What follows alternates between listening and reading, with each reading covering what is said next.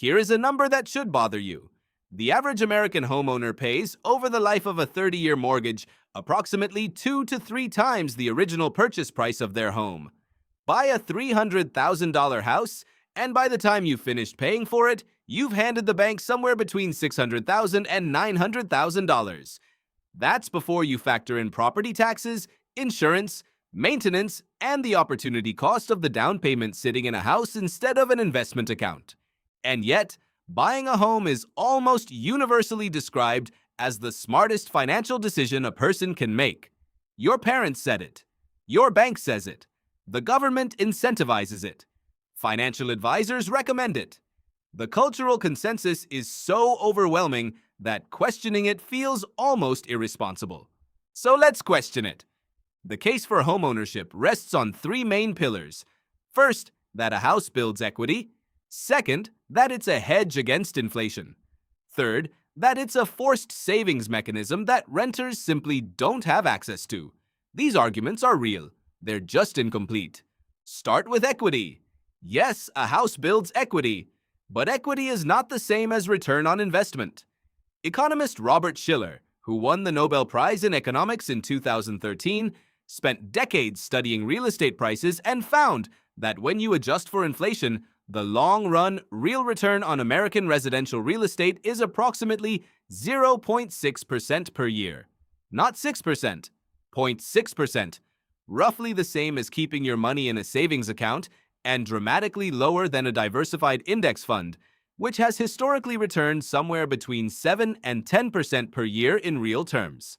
Meanwhile, a renter who invests their down payment and the monthly difference between their rent and what mortgage payments plus costs would have been can end up significantly wealthier over the same 30-year period depending on the market.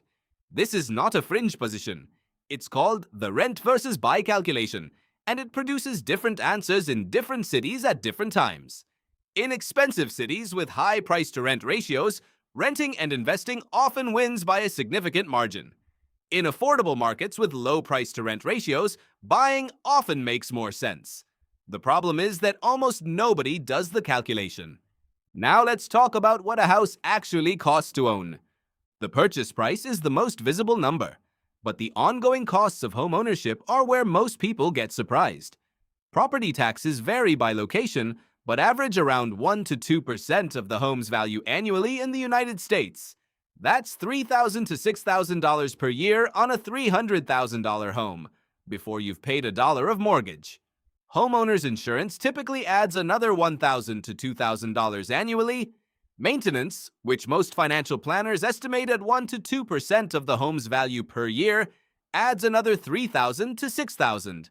If your roof needs replacing, your heating system fails, your plumbing backs up, or your foundation develops a crack, none of that is someone else's problem anymore.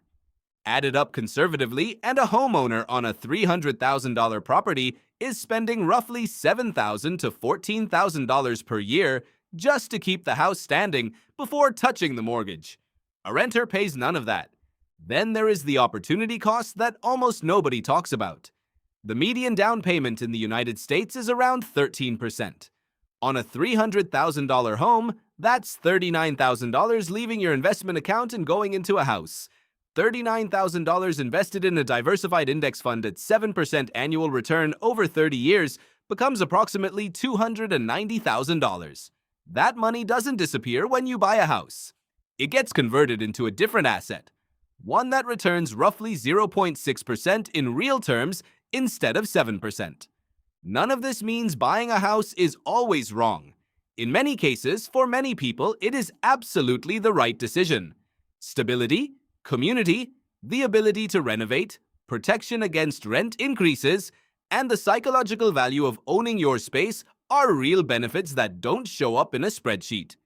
If you plan to stay in one place for at least 7 to 10 years, if you're buying in a market where price-to-rent ratios are reasonable, and if you've done the actual math for your specific situation, buying can be the better choice.